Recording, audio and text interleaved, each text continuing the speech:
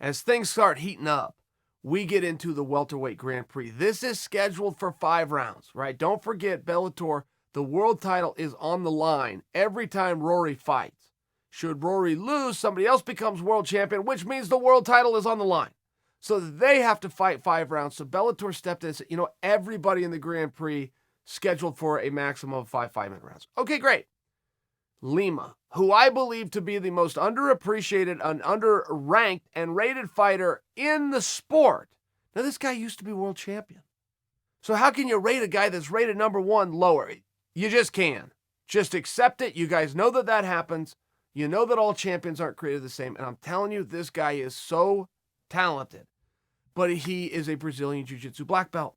So no matter how many times he fights, no matter how many championships he wins, no matter how many years he's been on top, people expect that he must get the fight to the ground. It's just not true. He's great on the ground. He might be better on the feet. He's one of these guys, right? He did his whole training camp for MVP in Thailand, only working on striking, not working on the ground at all. So a very good stand-up fighter, which a lot of people didn't know. I think MVP was hip to the game, but I don't know that for sure. So Lima tells anybody to listen, I'm going to come out and stand up with this guy. If that doesn't work out, I'll go to plan B. Well, guys that are planning to go to the ground will come on, I'm going to stand up with the guy all the time. That shtick has been around from the beginning of time. It's completely transparent, and it's completely boring. The difference is you tend to believe a guy when he openly tells you, if it doesn't work, then I'm going to take his ass down. Okay, well, now I feel like you're telling me the truth. You don't need to tell me your game plan. But if I'm the guy listening to the game plan, I am then always going to try to dissect whether or not I'm getting the accurate game plan. MVP, pretty much exclusively a stand-up fighter. He can protect himself on the ground.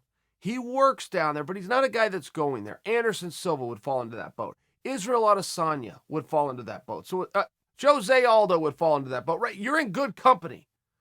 But at the same time, if you ever came out and tried to swerve people and say, I'm looking to take this to the ground. I've been working on my Kimura. I've been working on my triangle. Guys are going to see right through it. So sure enough, we get treated to a stand-up fight, and Lima just stands his ground. And one thing about MVP, and he was undefeated, 15-0 going in, just a fantastic fighter. But one thing about him, much like Anderson, who I just referenced, very good striker, great setup guy. He will trick you. You will be looking over at his left hand so you don't see what the right hand's doing, and he will do that all night long. He will frustrate you to no end. He will hit you with shots that you never see coming, because he set you up. Very high-level stuff. Every time he went to flinch, every time he went to fake, every time he went to distract, and every time he went to set up Douglas Lima, Lima did nothing. Lima did not react to it, did not fall for it, did not jump, did not pull back, nothing. Stood his ground. So all of a sudden, he's doing even more setups and even more motion and even more movements. Go, why the hell is this guy not reacting? I don't know the answer to that. Maybe he's a veteran, maybe he's cagey, maybe he's worked on that in Thailand. I have the foggiest idea. I could just tell you, Lima didn't bite. So eventually, Lima went in, boom, low-level leg kick, calls it a calf kick. Most Thai kicks will come to your thigh. That's where you were trained to kick. That's where you're aimed to kick. Lima and Benson Henderson, only 2 guys I've ever seen. If you guys have seen more, I haven't seen it. 2 guys that I've ever seen. Benson Henderson, Douglas Lima, they'll kick you in the calf. Makes your calf go numb. Your calf can't take more than your thigh. I mean, it's so much small, big problem. He throws that kick. It ends up being a sweep. The way MVP lifted his leg to block it, it swept his leg out. MVP goes down. Boom. Lima lands 1 shot. MVP's out. Lima moves on into the finals.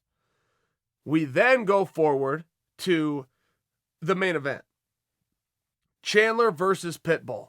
Okay. There's 2 Pitbulls. They look the same. One's named Patricio. What does it? And they have the same nickname. I don't know who that. Pitbull, 145-pound champion, moves up to 155, tries to become double champion. Only been successful 1 time in Bellator history. Rory McDonald was the other guy to it. Ryan Bader did it. Rory McDonald attempted, came up with a gold medal and a silver medal. So now, Pitbull, either Patricio or Patricio, goes out there and fights Chandler. And this is a grudge match to the highest of levels. I told you guys last week I would get to the bottom of what started this grudge. I got to the bottom of it. It's not as juicy as you may think, but Chandler beat the other Pitbull twice. And after he beat him twice, he made a statement, I own the Pitbull family. Because he said family, they equated that to mom and dad and aunt and uncle and sister and the kids and the whole bit. Chandler's hands were actually clean on that. It was just a loose statement. It got misinterpreted. Either way, all hell broke loose, and now these guys got to fight. Great. I'm into the story. So they go out and fight, and it was very quick, and it was ruled a knockout or a TKO, but the fight was stopped. Now, it was a very interesting sequence. Chandler gets hit. Chandler goes down. Pitbull swarms, lands a whole bunch of punches, of which Chandler is not defending, but the fight doesn't get stopped. If you stop the fight there, I don't think we're having a conversation. The fight was not stopped. Chandler recovered. Chandler began defending. Chandler stood back up to his feet with Pitbull behind him, attacking him. Turns and faces him. Boom, fight gets waved off. Right there. The reason I'm telling you this story is because after the fight was waved off, and only a millisecond after, but after the referee's hands came up and waved the fight off, Pitbull sends one more to the head of Michael Chandler and puts him back on his ass. A lot of people missed that at that point when Chandler was hit and subsequently fell to the ground, the fight was already over. So a lot of people said, no, Pitbull dropped, not only that, Pitbull dropped him twice and Chandler went down and the ref did him a favor. I'm not calling foul ball on the ref in the least. I'm just telling you the story the way it happened, and I am correcting one fact that maybe some of you fans who had a few beers over the course of the night missed that the referee had already stopped the fight. Boom, when that punch landed and Chandler went back down. Has a little bit of controversy. I think we're going to see a rematch sometime. So I think the controversy is going to be relevant.